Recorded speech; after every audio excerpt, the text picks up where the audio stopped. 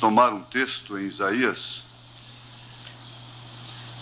capítulo 49, verso 1. Ouvi-me, filhas, escutai vós, povos de longe. O Senhor me chamou desde o ventre, desde as entranhas de minha mãe, fez menção do meu nome.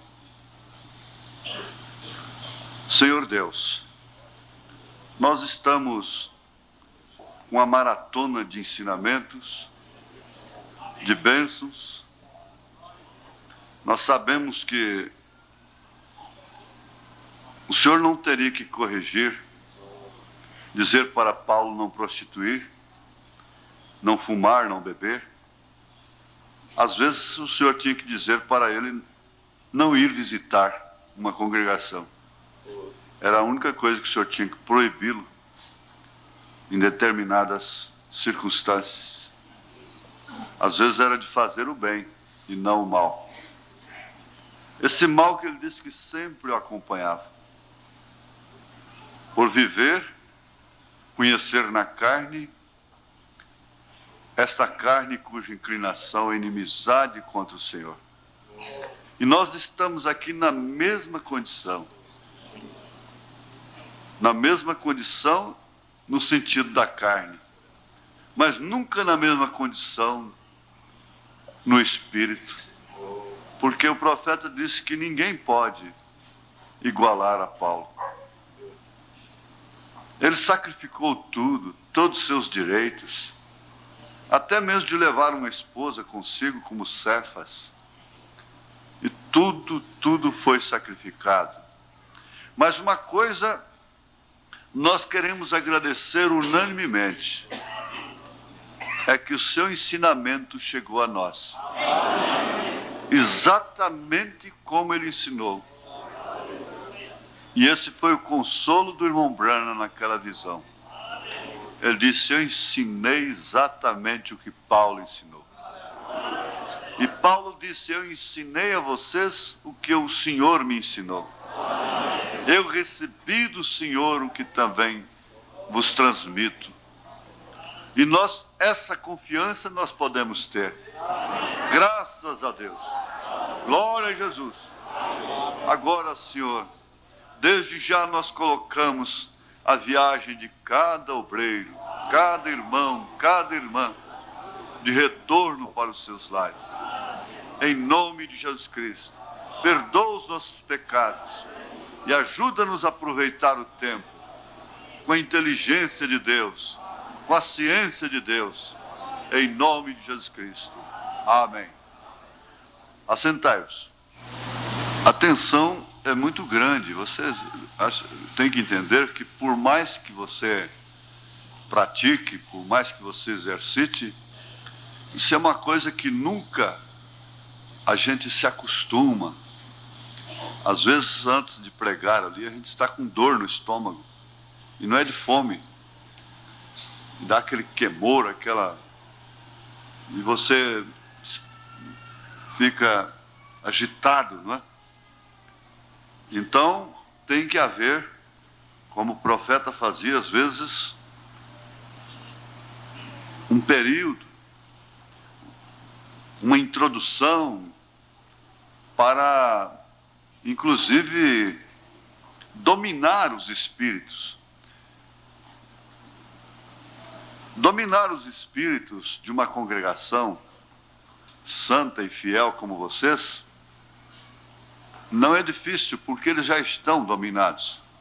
Você já sai de casa compungida, compungido. Nós não viemos aqui para mostrar roupa, para mostrar beleza, para mostrar sapatos, sabedoria, nada disso. Então nós viemos aqui para louvar, sermos exortados, redarguidos, animados, não é? Consolados. Então é isso que nós fazemos quando viemos para a casa de Deus. Mas de todos os modos, o inimigo sempre está na reunião dos santos. A irmã Meda, a esposa do irmão Branham, chamou-lhe a atenção de uma mocinha de 15, 16 anos, uma adolescente, que ela chegava na igreja com a sua boinazinha na cabeça, e era todo o tempo lendo as Escrituras e orando ali em espírito, antes de começar o culto. Uma adolescente que, por certo, teria muito o que fazer na porta da igreja, no pátio, que é muito adequado para isso, eu conheço lá, muito próprio para companheirismo. Mas, no entanto, ela chamou a atenção. E ele fez menção disso, e isso está numa mensagem pelo mundo todo, aquilo que aquela mocinha fez. Aquele método que ela tinha para com a igreja. Ah, mas se eu ficar desse jeito, eu não caso nunca. Pelo contrário, aí é que você vai casar. Porque o verdadeiro homem, o verdadeiro cristão, por sua vez, ele está procurando uma moça dessa natureza. Não é dessas que ficam aí brigando por causa dele aí na porta da igreja, não. Fazendo dele um Dom João. Fazendo dele um pássaro raro. Porque tem muitas moças e poucos rapazes. Então tem que correr, tem que tomar. Uma puxa para um lado, outra puxa para o outro. Um fica com a manga da camisa, outro fica com a outra manga. Não, pelo menos o botão da camisa eu fico com ele. Quer dizer, um rapaz maduro, experimentado, que pensa como aquele rapaz lá de Chicago, não comparando mal, me perdoe, ele vai procurar, você sabe, não é? Agora você não vai manufaturar isso não, que você vai, não é? Não manufature. Peça a Deus, conscientize disto, do espírito do culto. Isso é bom para você em todos os aspectos. Bem como os rapazes também. Você pensa que a moça mesmo revelada, ela está engraçada com seu cabelinho de galã? Às vezes o pai dela, ela tem fotografia do pai, o pai era um galã quando casou, hoje é um careca. O pai tinha dentes perfeitos, hoje tem dentadura artificial, né? Postiça. Ela sabe muito bem disso. E ela não está a fim de escolher galanteio, não é? Aparência, cabelinho na testa e coisa assim, não é? Não, ela não está a fim disso. Vocês encontram pessoas de fronteiras na fronteira. Mas eu já ensinei. O ovo tem três coisas. Tem a casca, tem a clara e tem a gema. Mas o que seria da gema se não fosse a casca, né?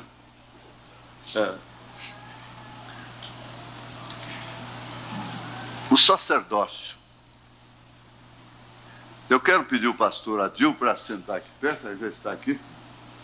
E, se ele quiser, pode dar seu bom dia para São Paulo também. Ele fazer uma leitura aqui que está em Êxodo 40, verso 15. Eu coloquei em ordem para ele. Ele já sabe qual é a próxima, ou quais as próximas, não é? Depois. Vamos ver aqui, pastor Adil, Êxodo capítulo 40, verso 15. Por favor. E os ungirás como ungiste a seu pai, para que me administrem o sacerdócio, e a sua unção lhes será por sacerdócio perpétuo nas suas gerações. Amém? Então nós já começamos a entender uma coisa. Vamos chamar isto, não vai sair por uma doutrina aí que Jesus tem uma noiva que são os membros e outra noiva são os pastores. Não. Mas vamos chamar isso de árvore sacerdotal. E que Deus sempre, desde o princípio, Ele ordenou dessa forma. Isso é tanto verdade que quando um rei quis fazer isto, ele ficou leproso. Isaías 6. E outros que tocaram nisto, a não ser Davi, que fez coisa que somente o sacerdote podia fazer, como um tipo de Cristo, e não morreu. Mas outros morreram. O que, na verdade, já vai conscientizando aqueles que almejam o pastorado, o ministério, de que Deus teve uma ordem lá no Velho Testamento que é um tipo.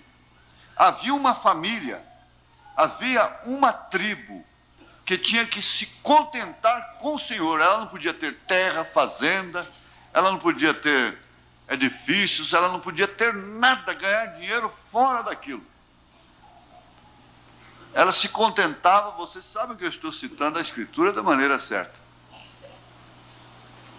E daquela tribo, então, era tirado o sacerdote. Tinha que ser especificamente.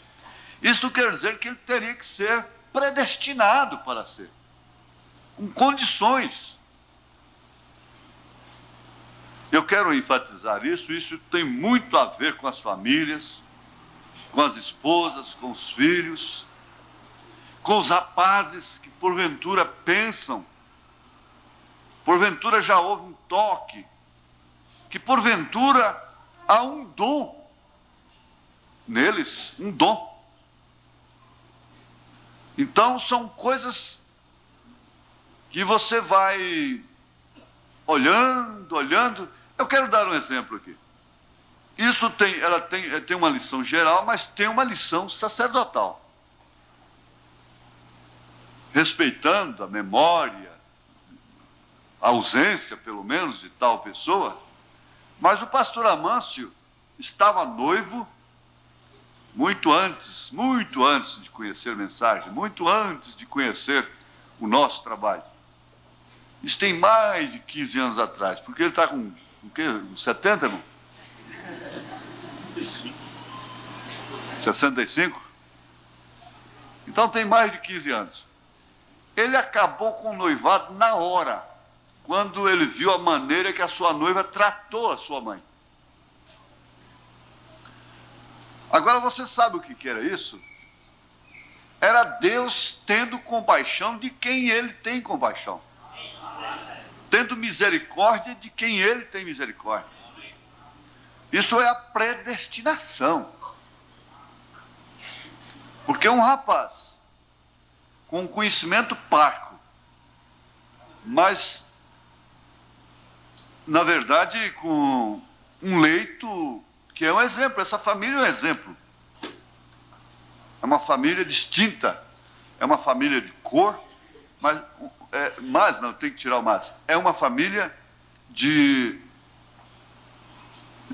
um lugar especial no coração de cada um de nós aqui. Vocês sabem disso. Toda a família. Então a gente vê aí a predestinação, e ele mais tarde ficaria viúvo. Mas Deus lhe daria uma outra esposa que é o papel carbono da primeira. Não é verdade, pastor? Acho que está lá no Japão essa hora. Ah, está ali. Não é verdade? Agora, isso aí nos é respondido, por isso que eu falo, tem que haver critério. Quando nós fazemos determinadas escolhas, nós refletimos um mau caráter. Tanto a mulher como o homem. Nós refletimos uma personalidade deformada. Porque Deus dá sinais. E um pequeno sinal, quando o homem está orando, a moça está orando, é tudo. Mas eu já disse aqui, pode passar um filme para ela do futuro, do que ela vai passar, ela vai casar-se do mesmo jeito. Eu quero dizer aqui, moças, o casamento misto pior que está havendo, se você casa com um moço que não é crente, é uma coisa maligna. Esteja certo de Deus, parágrafos 6 e 7. É uma coisa maligna que você vai fazer. Aquele casamento misto. E 2 Coríntios capítulo 6. Desde o Velho Testamento. Agora, se você casa, está bem, você comete essa coisa maligna. Aquele rapaz pode até um dia se converter. Tudo bem. Mas se você casa com um rapaz que está metido com pastores que não são desse companheirismo, metido em doutrinas perversas, que vivem difamando, porque há muitos pastores que estragam membros, dando-lhes companheirismo que um sacerdote não deveria dar. E daqui a pouco esse membro está tirando oferta, mandando para ele, tirando dízimo, mandando para ele, e essa coisa toda. Você não deve ter nenhuma amizade mais forte do que aquela que você tem com sua esposa, com seu marido. Você não deve ter nenhuma amizade mais forte, nenhuma confiança, nenhum melhor tratamento mais forte do que aquele que você tem com o seu pastor. E para muitos, melhor fora que eles nunca tivessem um relacionamento pessoal com o pastor, uma amizade particular, para muitos. Você que casa com um moço que não está enquadrada nesse espírito, que você está fazendo uma coisa super maligna, não é maligna não. E tem uma coisa, não vai ter jeito não, porque o descrente um dia pode se converter, mas esses marcados por essas doutrinas de grupos da mensagem, que o irmão Branham mesmo disse, que são piores do que as denominações, esses nunca se converterão. Mas tudo isso envolve, em relação ao homem, a predestinação, o caráter, o critério, a personalidade. Então, às vezes, a gente diz, você pode ouvir uma pessoa dizer, isso foi falta de caráter. Ele está se referindo quando ele fez a sua escolha, quando ela fez a sua escolha. Isso não quer dizer que ele não tenha caráter, que ela não tenha caráter. Mas aquela escolha faltou o caráter. E o sacerdote, voltando agora para dentro do assunto, o sacerdote tem uma unção perpétua. Foi o que ele falou. Quando essa unção vem, quando este homem estava realmente na árvore sacerdotal, não há nenhum mal que possa impedir aquele ministério. Nada impede, nada pode barrá-lo. Quando Deus vê a hora certa, que ele não pode prosseguir, ele quebra o pescoço dele. Ele mata como matou Moisés. Ele recolhe. Mas um deputado federal tem imunidade. Pode carregar arma, pode fazer isso, pode fazer aquilo. Um senador tem imunidade. Não pode ser preso. Espera aí. Um sacerdote tem imunidade. O que é que ele vai fazer com esta arma na mão? O que é que ele vai fazer com esse ofício? Está bem, isso é individual, nós vamos chegar lá.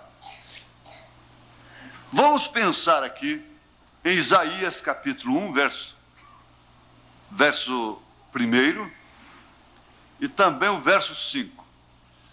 Faz favor. Você lê o primeiro e depois... Isaías 49? 49.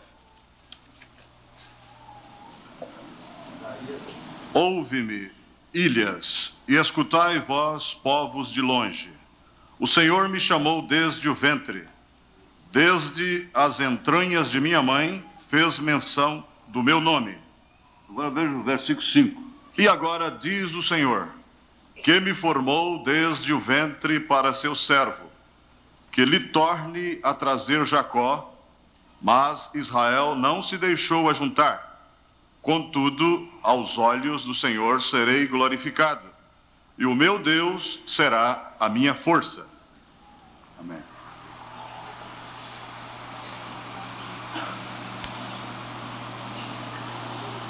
Agora, é meio difícil, mas nós não temos que nos perturbar com o sermão. O sermão vem depois. O ensinamento você tem que refletir, tem que parar, tem que olhar, tem que prescrutar. Há uma determinada escolha. Você não vai enquadrar ninguém. Ninguém, absolutamente ninguém. Neste quadro aqui. Mas há sacerdotes que são tirados das pessoas mais baixas. Em 1 Reis, capítulo 12, verso 31, alguém fez essa loucura. Também fez casa dos altos e fez sacerdotes dos mais baixos do povo, que não eram dos filhos de Levi. Agora, por favor, continua. Capítulo 13, verso 33. Depois destas coisas, Jeroboão não deixou o seu mau caminho. Antes dos mais baixos do povo, tornou a fazer sacerdotes dos lugares altos. A quem queria, lhe enchia a mão. E assim era um dos sacerdotes dos lugares altos. Agora, vamos notar o seguinte. Lá no Novo Testamento, Paulo disse: tendo comichão nos ouvidos, amontoarão doutores para si conforme as suas próprias concupiscências. Exatamente a coisa corre em paralelo, em linha. Por quê? O sacerdote, você entende que o sacerdote é aquele que tem o sacerdócio. Você não pode ferir a um homem que tem o sacerdócio sem prejudicar o seu sacerdócio, sem prejudicar o seu ministério. E a responsabilidade dele é tanta, porque ele é quem leva a arca. Veja em Josué 3, verso 8. Veja. Tu, pois, ordenarás aos sacerdotes que levam a arca do concerto, dizendo: quando vierdes até a borda das águas do Jordão, parareis no Jordão. E quando Davi fez isto de uma maneira errada, pelo poder do dinheiro, o que é muito feito e nós não percebemos, e quando começa alguém a gozar de certa posição especial na igreja por causa de sua posição financeira, e estas coisas todas, eles passam a tocar na arca de uma maneira tão ingênua, tão natural. E você hoje, eu tenho encontrado, reunido com anciãos de igreja, e encontrado assim, que o pastor está nas mãos deles. Então um levanta e diz: eu não aceito. O outro diz: eu não aceito. O outro diz: eu aceito. O outro diz: eu não aceito. Então eu vejo ali, tudo na mão do homem. Que risco, que dificuldade. Nós falamos sobre a Dalila ciência, não é? A Dalila ciência. E às vezes, a Dalila é a própria esposa, é quem mais rouba força. A Dalila são os filhos. A Dalila são as circunstâncias que vão enredando aos poucos. Agora, quem é que leva a arca? É o sacerdote. O que tem dentro da arca? Então, lembrando bem, Deus tinha nos seus lombos essa árvore sacerdotal. Ele tinha nos seus lombos essa árvore sacerdotal. Agora, eu quero perguntar uma coisa. Existia, dentro dos tipos, nos símbolos, sacrifício pelos erros do sacerdote? Está escrito que havia sacrifício pelos erros do sacerdote. E o pastor Adil vai ler Levítico 4, de 1 a 12. Falou mais o Senhor a Moisés, dizendo: Fala aos filhos de Israel, dizendo: Quando uma alma pecar por erro contra alguns dos mandamentos do Senhor, acerca do que se não deve fazer, e obrar contra algum deles, se o sacerdote ungido pecar para escândalo do povo, oferecerá pelo seu pecado que pecou um novilho sem mancha ao Senhor, por expiação do pecado, e trará o novilho à porta da tenda da congregação perante o Senhor, e porá a sua mão sobre a cabeça do novilho, e degolará o novilho perante o Senhor. Então o sacerdote ungido tomará do sangue do novilho e o trará à tenda da congregação. E o sacerdote molhará o seu dedo no sangue, e daquele sangue espargirá 7 vezes perante o Senhor, diante do véu do santuário.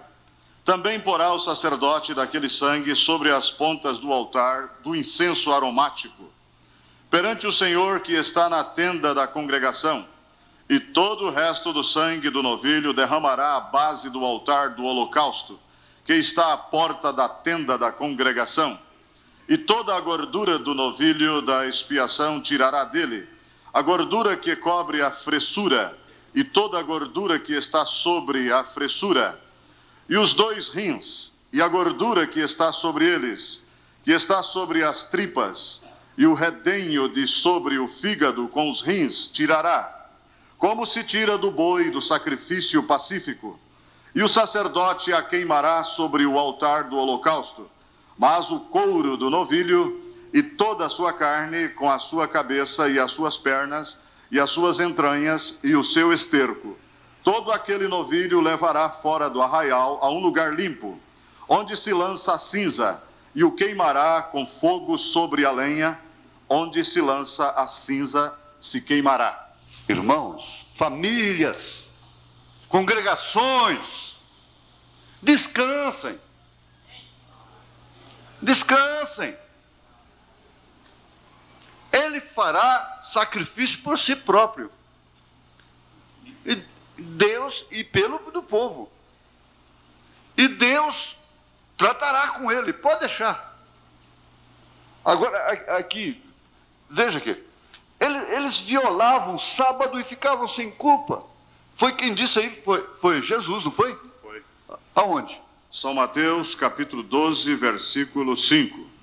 Ou não tendes lido na lei que aos sábados os sacerdotes no templo violam o sábado e ficam sem culpa? Agora, você sabe o que significa violar o sábado lá no Velho Testamento? Era quebra de mandamento.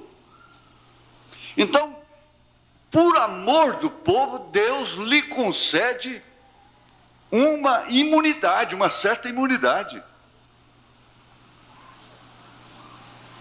Isso é certo. E tudo isso carregando um tipo. Agora nós vamos aprender uma coisa tremenda. Está em Isaías 24, verso 2.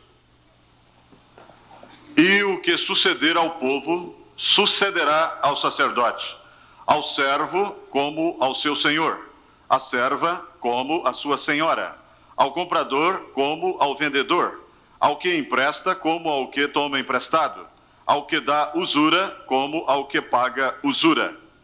Às vezes nós temos... eu não vou ler essa pergunta e resposta do irmão Brana, porque ele deu um presente, um colar para a irmã Medo. E Pedro disse que não com joias. Então eu não vou ler isso para a igreja. É um direito que a igreja tem que conhecer. É um direito que a igreja tem que conhecer. Todos os direitos, deveres. Isso foi pregado aqui ontem à noite, com maestria. Conhece-se os seus direitos e conhece-se também os seus deveres. Agora, o que sucede ao povo, sucede também ao sacerdote, sucede também à sua família, Porque Deus não permitiu que anjos sem casar, anjos sem sexo, vocês querem ver quando eles querem abusar, criticar, censurar uma perda de tempo em diálogos, eles dizem, eles ficaram lá discutindo o sexo dos anjos. Ora, Deus não permitiu que os anjos fossem ministros. Porque eles não tinham esposa para cortar cabelo, eles não tinham esposa para pintar as unhas, eles não tinham filhos para ser homossexual, eles não tinham filhos para roubar, ser maconheiro, eles não tinham filho para nada disso. E o que sucede ao povo, sucede ao sacerdote, porque caso contrário, ele não saberia ter compaixão dos demais. Porque todo santarrão não tem dó de ninguém. Não tem pena. Não volta aos 17 anos de idade, quando ele tinha 17 anos, para ajudar um moço, uma moça. Ele não volta lá. Todo legalista, todo fariseu.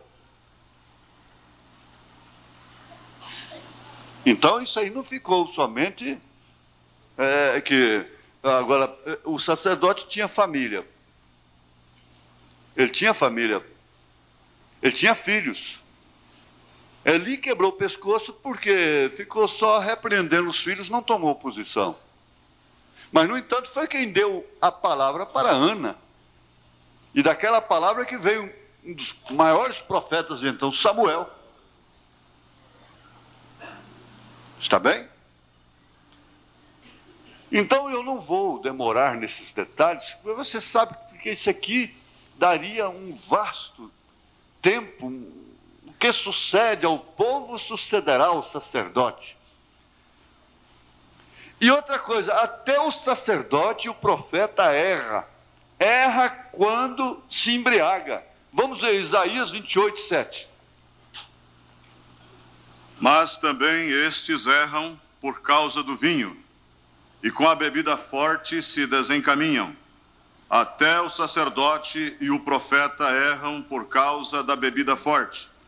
São absorvidos do vinho. Desencaminham-se por causa da bebida forte. Andam errados na visão e tropeçam no juízo.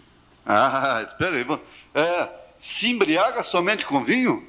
Ontem nós ouvimos no filme do irmão Branham aqui. Se você tem um carro, pode ser um ídolo. Uma casa pode ser um ídolo. E a idolatria embriaga. Embriaga você com aquela filha, com aquele filho, com aquele marido, com aquela mulher. Você tem que lembrar que primeiro é Deus e segundo que é a família. Terceiro é você. Isso não é só para o homem, não.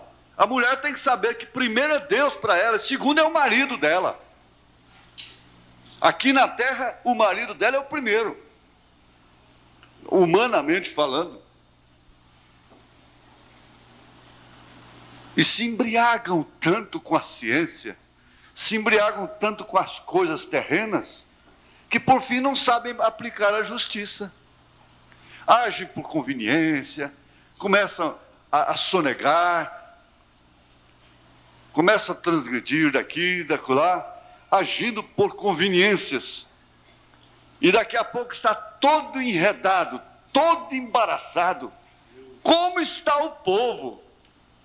O povo está embaraçado. O povo está vivendo a recessão. O povo está crucificado. Todos os dois ladrões estão crucificados. Agora, vejamos aí em Lucas 21, 34. O que Jesus recomenda? E olhai por vós, não aconteça que os vossos corações se carreguem de glutonaria, de embriaguez. Comendo demais. De embriaguez e dos cuidados da vida, e venha sobre vós de improviso aquele dia. E você sabe que há na Bíblia Sagrada, em Apocalipse, é um cálice. Quando se fala em cálice, lembra-se de vinho. O cálice da fornicação. Isso traz o adultério espiritual. Nós não temos tempos, mas vai lá para casamento e divórcio, parece parágrafo 201. O irmão Branham mostrando adultério espiritual doutrinas falsas. Se embriagam, pois não tem jeito. A pessoa que... Você pode errar, se você adultera fisicamente, é um pecado que tem perdão. Se você mente, você rouba, se você faz tudo isso, tem perdão. Mas se você entrar para uma doutrina falsa, depois de iluminado, depois de ter luz que você tem, não tem retorno. Não tem retorno. E isso embriaga, isso tira o sentido, tira a justiça. Blasfema, chamam a igreja de chiqueiro, chamam a igreja de porca, chamam a igreja de denominação, chamam o ministro de papa, difama de todos os jeitos, blasfema. E se for o Espírito Santo que está ali, está chamando o Espírito Santo de porco? Melhor que vocês fariam era nunca ir nessas fronteiras das difamações. Eu já andei por boa parte do mundo, e uma coisa eu entendi claramente, que há um povo em todo o mundo que tem esse mesmo espírito que nós temos. E eu conheci outros, encontrei esses problemas lá, e todos que creem de uma maneira diferente, eles são difamadores. Todos eles são difamadores. E aqueles que creem como nós, podem até ter suas divergências, mas não são difamadores. Eles têm uma certa linha, eles têm uma certa ética, uma ética cristã. Eles têm aquela ética que o irmão Brana tinha.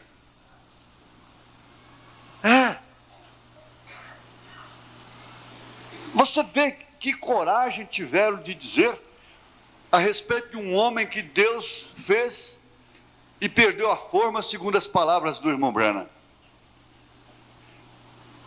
Jogou tudo por cima daquele homem de bom. E o irmão Brana sabia o que o irmão Neville ia sofrer, ia passar. Eu vi o irmão Neville na cadeira de rodas. E uma pessoa, com todo respeito, eu faço menção disto, falou para mim: irmão Neville está na cadeira de rodas porque não crê na ressurreição do irmão Brana.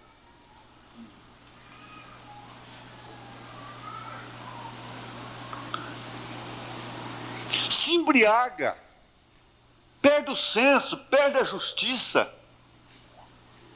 Jeremias 13, verso 13, vamos ver o que diz aí, irmão. Mas tu dize-lhes, assim diz o Senhor: eis que eu encherei de embriaguez a todos os habitantes desta terra, e aos reis da estirpe de Davi, que estão assentados sobre o seu trono, e aos sacerdotes, e aos profetas, e a todos os habitantes de Jerusalém. Embriagados todos, do rei até o sacerdote. Embriagados com os mesmos problemas, com os mesmos enredos, com as mesmas coisas, dentro da mesma atmosfera. Essa é a situação que o mundo está hoje. Vejamos a Ezequiel 23, 33. De embriaguez e de dor te encherás. O copo de tua irmã Samaria é como de espanto e de assolação. Você pensa que o irmão Brana chegou a dizer: eu prefiro passar uma hora, um dia com um bêbado, do que uma hora com um mentiroso. Você pensa que somente o bêbado é que está perdido. O bêbado está perdido. Coitado, ele é um bêbado.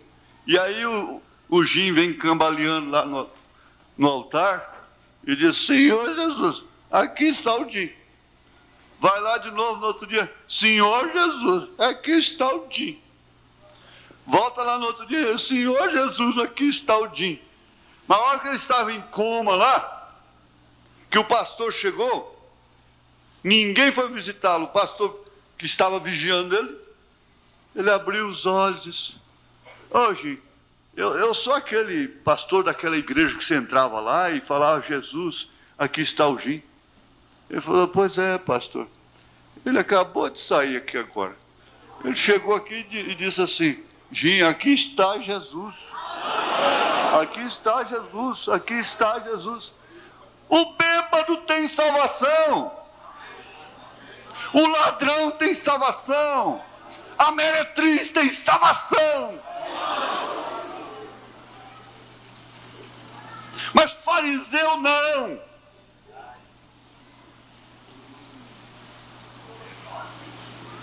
Fariseu não.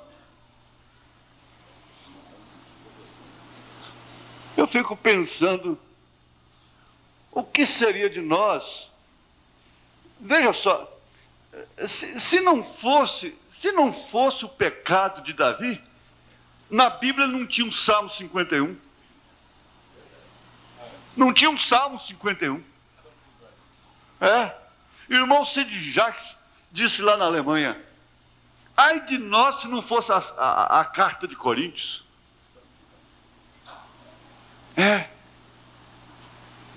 Havia um sacerdote que estava tão envolvidos que eles como que eu já entendi que eu não sou pastor, o negócio não dá certo e tal, mas o que eu vou comer depois, gente?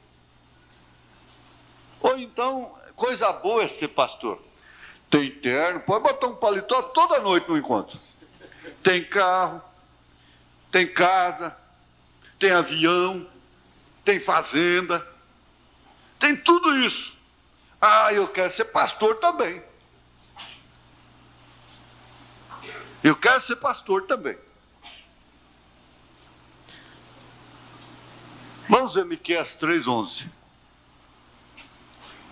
Os seus chefes dão as sentenças por presentes, e os seus sacerdotes ensinam por interesse, e os seus profetas adivinham por dinheiro, e ainda se encostam ao Senhor, dizendo: não está o Senhor no meio de nós? Nenhum mal nos sobrevirá. Deus está abençoando, podemos carregar saco de dinheiro, não é? Saco de dinheiro. Só tem uma coisa, que antes deles carregarem saco de dinheiro lá no Maracanã, a Roma levou quase todo o ouro do Brasil lá para o Vaticano. E está levando até hoje. Não defendendo os sacos de dinheiro, né? E nos lábios do sacerdote, eu tenho que abreviar, porque meu tempo vai indo. Os lábios do sacerdote têm a vida de cada obreiro nas mãos. Nos lábios do sacerdote tem a vida de cada pessoa. Nos lábios do sacerdote tem a vida, tem a estupidez, a ignorância, tem tudo isso, não é? Mas vamos ver em Malaquias 2:7. Malaquias 2:7. Porque os lábios do sacerdote guardarão a ciência, e da sua boca buscarão a lei, porque ele é o anjo do Senhor dos exércitos. Então é aí que tem a coisa. Pregar aqui é pregador. O sacerdócio está lá na hora difícil. O sacerdócio está na hora difícil. Na ciência para ensinar, para ajudar. Na ciência para botar fim ao alvoroço. Você sabe que o irmão Branham não fazia alvoroço com notícia nenhuma? Mas quem disse foi ele. Ele disse, se Deus se tirar a mão de misericórdia de mim, eu entro por um caminho muito pior que ele. Agora fica parecendo que estamos em defesa de alguma coisa? Não! Nós estamos em defesa do povo. Oferece por si mesmo e pelo povo.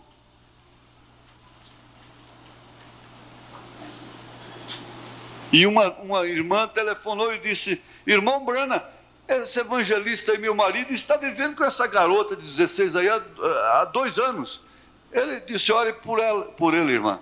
E botou o telefone lá, no gancho. Como disse, desligou o telefone na cara dela, não é? Ela poderia sair dizendo, esse homem está acobertando isso. É que ele sabia perfeitamente que Deus cuida. Ele esperou 2 anos. Olha, o irmão Branham não aceitava pedir dinheiro. Ele não aceitava, ele punha para fora. Ele suportou 2 anos, um de seus diretores, vendendo cartão de oração. Eu fiz exemplo Você já pensou aquele ministro que morreu de câncer, dono de uma das maiores fábricas de brinquedos do país? Soubesse que um pastor desse, ou eu, o pastor de São Paulo, ou de qualquer cidade, ou aquele homem lá, para receber a oração dele, tem milhares na frente. Tem que ter um cartão de oração. Eu tenho um aqui, mas custa $5.000. Ou 5 milhões de dólares. Vamos supor. Ele daria na hora. E ia seria curado. E o irmão Branham, sabendo disso por 2 anos.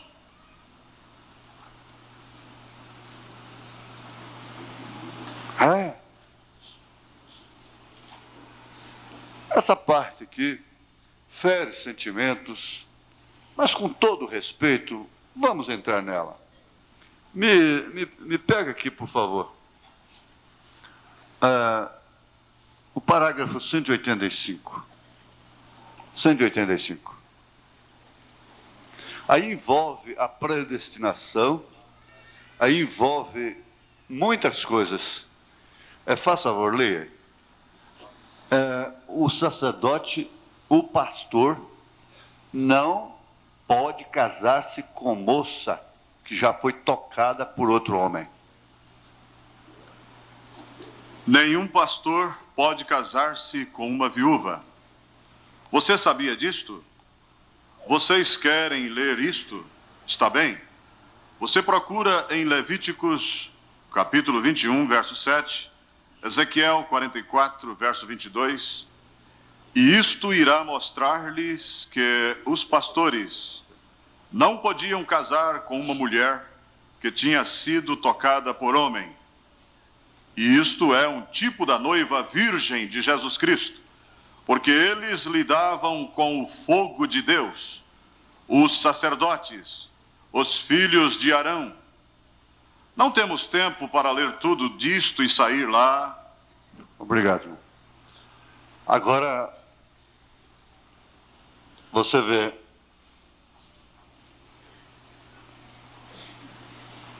o simbolismo disto. Lá no fim de Casamento e Divórcio, o irmão Branham disse: fiquem como foram chamados. E eu sei de um irmão, obreiro, que era pastor, quando o irmão Branham pregou isso aqui. Ele é meu amigo. E ele parou de pregar assim que ouviu esta mensagem. Porque ele tinha se casado com mulher divorciada.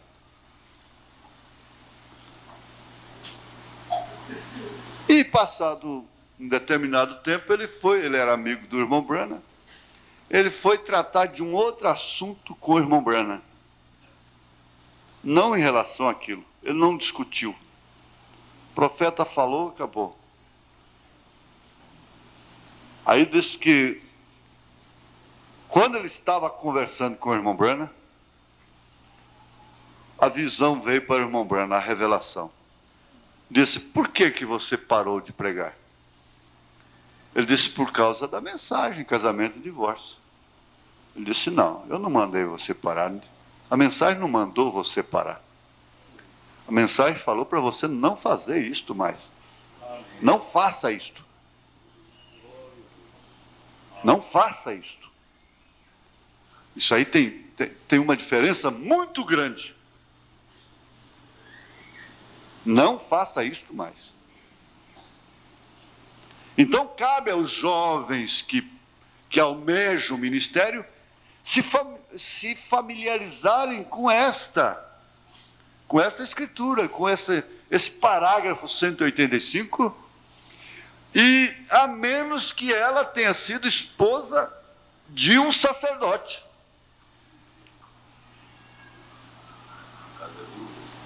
No caso né, que ela era viúva do sacerdote, então o sacerdote podia casar com uma viúva que fosse viúva do sacerdote, que tinha sido esposa do sacerdote.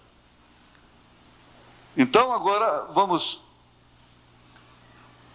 chegar ao final, porque o outro período, a gente pregar dessa forma é custoso ensinar, não é? Mas vamos lembrar agora de que Paulo também foi elegido desde o ventre de sua mãe. Gálatas 1,15. Eu não te dei, não, né?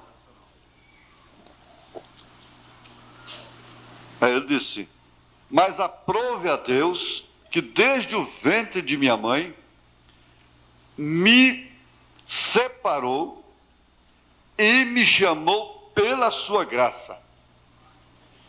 Agora, você tem que entender o seguinte: o que fazer com um homem que foi chamado desde o ventre de sua mãe para ser um pastor? Ele está na sua mão, mulher, esposa. Ele está na sua mão, filhos. Aqui não é um estudo de indireta, de carapuça para ninguém, não. Ele está na sua mão. Está bem. Jesus esteve nas mãos de Pilatos. Que farei de Jesus chamado Cristo? Mas uma coisa tem que ficar sabendo, vocês têm que ficar sabendo, que se esse homem foi escolhido desde o ventre de sua mãe, está na árvore da predestinação de Deus, aí é onde eu digo, é por isso que a mulher de Wesley fazia até campanha contra ele, mas não pôde impedir o ministério de um mensageiro da era de Filadélfia. Vocês que vão ouvir as fitas, têm que saber que de uma forma ou de outra, Deus vai cumprir a sua chamada para com esse homem. Deus vai cumprir. Ele passa por cima, se ele tiver que matar, ele mata. Vocês não terão felicidades, vocês não terão paz. Uma casa que é chamada para ser santa, ela é um inferno se ela não for santa. Uma pessoa que é chamada para ser santa, se ela não for santa, tem uma coisa mundana, ela não tem que, ela não se acerta nunca. Ela não tem jeito, ela não tem paz, ela não tem felicidade. E você tem que entender, rapazinho, que sua casa foi chamada para ser santa, separada. Você tem que entender, mocinha, que você tem um pai nascido, escolhido desde o ventre da mãe dele. Você tem que entender isso, e não adianta, você só vai causar danos para si mesma, para ele. Mulher, você tem que entender, muitas delas dizem, muitas já disseram e dizem: ah, se eu soubesse que você ia ser pastor, eu nunca teria me casado com você. São muitas que dizem: se eu soubesse que você ia ser pastor, eu nunca teria me casado com você. E há filhos que têm vergonha de dizer: meu pai é pastor. Filhas que têm vergonha de dizer: meu pai é pastor. Se envergonhando do maior honra que existe na terra. Se envergonhando do maior privilégio que existe na terra. Isto é certo. Agora, para entrar em outro assunto aqui, se tratando de Paulo, eu temo pelo tempo, mas nós estamos numa maratona, haverá um pequeno intervalo, e faz de conta que nós estamos ainda encerrando o nosso período hoje, né, pastores? Nós vamos fazer isso, nós vamos encerrar o período hoje, né? Das reuniões internas, né? Esse Paulo, irmãos, carece um pouco, porque ele escreveu aos Romanos.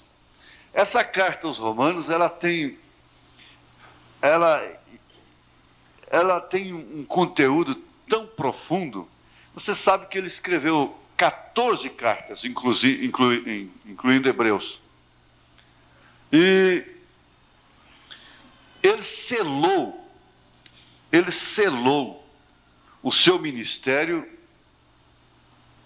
com o seu próprio sangue. Selou o seu testemunho com o seu próprio sangue. Eu ganhei aqui um livrinho, os pastores que estavam aqui dentro parece que ganharam. um diplomazinho das crianças. Eu vou ser advogado preto aqui, da cor preta, né? Ele diz aqui, esse corinho. Ele diz aqui, significado das cores. Preto, pecado. Vermelho, sangue de Jesus. Branco, pureza. Amarelo, ruas de ouro. Tudo bem, é um corinho, então não dá sentido, tudo bem. Mas aí eu me lembrei de uma coisa. O pecado não é preto, não. Aqui, ó. Porque escarlata não é preto, escarlata é vermelho. Vinde então e argui-me, diz o Senhor, ainda que os vossos pecados sejam como a escarlata, super vermelho, eles se tornarão brancos como a neve, ainda que sejam vermelho como o carmesim, se tornarão como a branca lã. Vermelho com várias tonalidades, a escarlata e o carmesim. Ainda que sejam vermelhos. Mas está bem o corinho, né? Tudo bem, isso não tem nada a ver com coisa. E Paulo selou o seu testemunho com o seu próprio sangue. A tradição diz que ele foi decapitado em Roma e seu corpo enterrado nas catacumbas. Aliás, Pedro nunca foi em Roma. Paulo é que foi lá. Porque Pedro foi para a circuncisão e Paulo para a incircuncisão. E um padre escreveu assim, que o machado brilhava antes, o machado brilhava com o brilho do sol, né? O reflexo do sol, antes de ser ofuscado com o sangue do santo. Amputaram o seu pescoço com um machado. Mas nós vamos aprender alguma coisa aqui. O valor de uma boa notícia depende da fonte quem a deu. Você sabe que o valor de uma boa notícia, porque Paulo fez do seu ministério um motivo de boas novas. E o valor da notícia depende muito de quem está dando essa notícia. Você sabe que tem os noticeiros, né? Os boateiros. A bolsa de valor, o governo tem esse problema. Os boateiros derrubam a ação, levantam a ação. Os boateiros, né? Agora, Paulo não era um boateiro. Ele teve, de fato, em si, um ministério predestinado que chegou a ser selado com o seu próprio sangue. Ele disse, quanto a mim já estou sendo oferecido como o quê? Como sacrifício de libação, não é? O tempo da minha partida se aproxima, pelejei uma boa peleja, acabei a carreira, guardei a fé. Desde já está preparada uma coroa que o Senhor justo juiz me dará naquele dia, mas não somente a mim, mas também aos que amarem a sua vinda. Então, nessas notícias, nessas boas novas, nós encontramos que elas contêm tudo. Nós temos, você tem que entender o seguinte, que quando vem uma doutrina corretiva, ela é uma boa nova. A boa nova não é só aquela que cura o câncer, não é só aquela que mostra as ruas de ouro, não é só aquela que mostra os céus, as bodas do Cordeiro. Para que estas venham a se cumprir, serem alcançadas, é necessário que aquelas, as corretivas, as sacrificiais, sejam aceitas também como boas novas. E agora, quem é que está encarregado de entregar essas boas novas? Você não entende. O pastor não tem que se pôr aqui todo o tempo no púlpito em sua própria defesa. O irmão Branham deu esse exemplo, ele chegou a dizer, esse tabernáculo está precisando de uma matança, começando do púlpito até lá na portaria. Ele disse, não importa o quanto esta palavra me ofenda, porque eu mesmo estou todo enredado. Ele tinha problemas de família. Um irmão o procurou para dizer: irmão Branham, eu preciso falar com você. Irmão Branham já sabia o que era. Ele disse: eu não posso te atender. Ele disse: mas é problema de sua família. Ele disse: eu não vou te atender. Se eu parar para te ouvir, eu só vou caindo. Eu estava predestinado para... Isso estava predestinado para mim desde antes da fundação do mundo.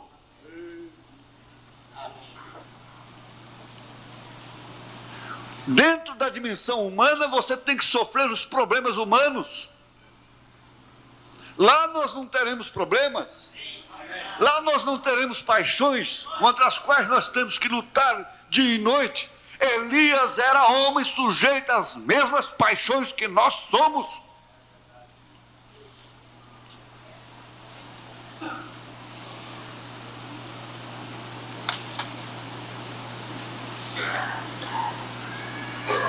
O sacerdócio te dá consciência de pecado. Te mostra o padrão que Deus estabeleceu para nós. E tem uma coisa: esse sacerdócio mostra para você que todos pecaram e destituídos estão da glória de Deus. Romanos 3:23. Esse sacerdócio mostra para você que você pode não ter errado tanto quanto outros que conhece, mas perante Deus está destituído. Esse sacerdócio mostra que somos todos pecadores, porque nascemos numa raça decaída. Somos todos filhos de Adão, mas não só nascemos em pecado, também nós mesmos pecamos, porque todos pecaram. Lembre-se, pecamos porque somos pecadores. Romanos 7. Esta é a nossa natureza. Uma ameixeira produz ameixas porque é ameixeira. O fruto é resultado da sua natureza. O pecado é o fruto de um coração pecaminoso. E enganoso é o coração mais do que todas as coisas, disse Jeremias em capítulo 17, verso 9. E o irmão Branham disse: eu também sou culpado, não disto que esse casal está fazendo. Eu não faço esse tipo de cena. Eu não vou no motel. Eu não uso isso, eu não uso aquilo, eu não faço isto. Eu não sou culpado disto, mas culpado no mínimo, culpado no máximo. Portanto, qual o sacerdote que se põe diante do povo sem culpa?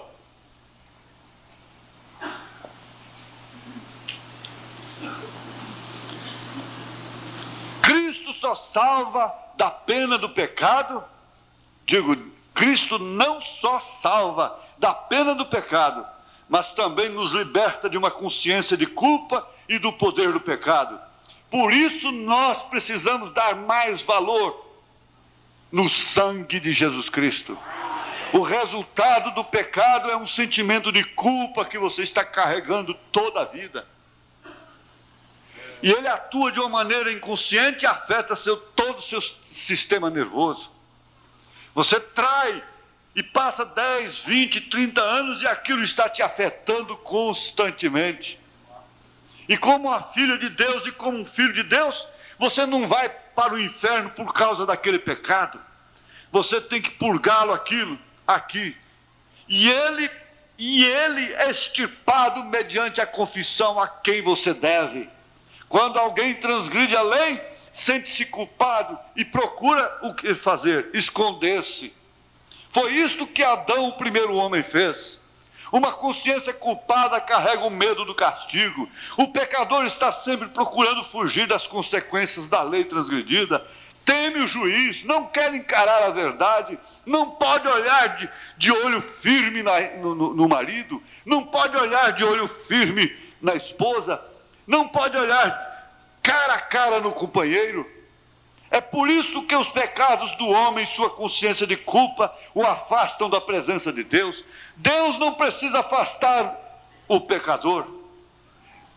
Ele próprio foge de sua vontade, ele próprio se afasta da comunhão, ele próprio vai embora Isso é o que vai acontecer no dia em que a ira de Deus for revelada. Apocalipse 6, 15 e 16. Ele vai sempre procurar se esconder. Ele vai clamar: monte, cai em cima de mim. E ele está clamando hoje, gente. Televisão, cai em cima de mim. Vai assistir um filme para cobrir uma consciência. Vai assistir um jogo para cobrir uma consciência. Aqueles montes caindo em cima dele, mas não adianta, não morre. Lá está a semente. Você é filha, você é filho. Amém? É. Qualquer presidente, governador ou rei pode perdoar um criminoso, mas nenhum deles tem poder para lhe tirar a culpa. Você continua culpado, culpado, culpado. Fala-se de uma mulher que está nos Estados Unidos, que o advogado conseguiu inocentá-la, mas dentro da própria audiência, depois de libertada, enquanto todo mundo se alegrava, ela ficava triste, triste, triste, dizendo: culpada, culpada, culpada. É preciso aplicar ao ato de uma pena justa. Foi isso que Cristo fez. O salário do pecado é a morte. E visto que todos pecaram, Cristo veio para morrer e pagar a pena dos pecados cometidos contra um Deus santo. Aí então entra a propiciação, entra aquela mensagem da ceia aqui. Deus não é culpado de lassidão. Ninguém pode. Eu disse, o mesmo Deus que matou Ananias e Safira está aqui. É. Deus nunca se modernizou. Deus nunca ficou frouxo. Deus nunca tem que aceitar nada por condição. Aceitar uma esposa por condição, porque senão vai estourar tudo o reino dele. Vai causar um escândalo nos céus. Deus não tem que tolerar filhos. Não, Deus é incompatível com o pecado. E pecado no mínimo errado no máximo. Deus não deixa passar uma caneta, uma cabeça de alfinete. Por isso é que o Daniel Cury ficou sem lugar, até que ele entrou e disse: eu estou aqui por ele, porque lá ele esteve por mim, lá ele foi o sacerdote da minha justiça, lá ele publicou a minha salvação. Foi isso que aconteceu.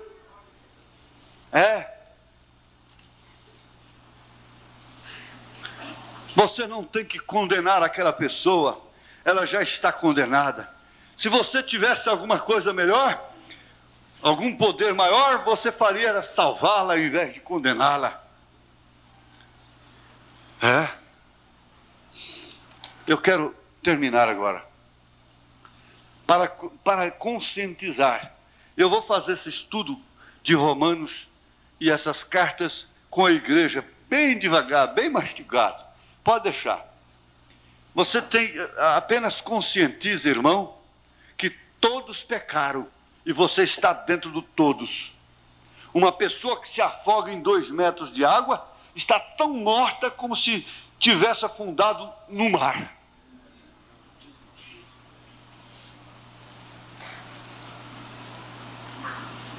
Esse tempo aqui em Aruanã, foi um pai e um filho com uma carreta enorme, uma Scania.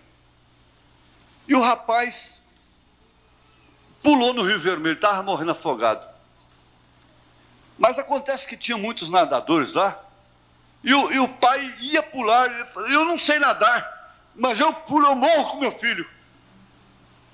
Mas alguém pulou e salvou. Eles pegaram a carreta e vieram para Britânia. E lá tem um córregozinho, mas um córregozinho que é a milésima parte do Rio Vermelho. Milésima. E ele parou lá antes da ponte e foi tomar banho. Num poço, acharam os 2 mortos lá dentro desse poço, um agarrado no outro, morreram afogado no poço. E morrer, tanto faz morrer afogado. Olha, essa é a conscientização que o sacerdócio mostra para a igreja. Irmã, não tenha orgulho, não condene a ninguém. Cuida-te de ti mesma, cuida-te de ti mesmo. Você não morre num clube, num cabaré, mas morre dentro de um copo d'água. Morre na maledicência, morre no orgulho, morre no farisaísmo, morre no rego. Às vezes um cai no mar e não morre, outros caem num riozinho, num poço e morre. Jonas caiu no mar e não morreu. Jonas caiu no mar e não morreu. Outros caem num riozinho e morrem.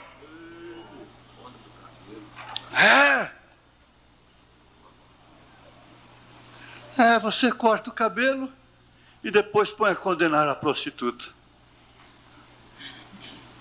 Um criminoso pode estar no fundo de uma mina e você lá no pico da mais alta montanha, mas você é tão incapaz de tocar nas estrelas quanto ele.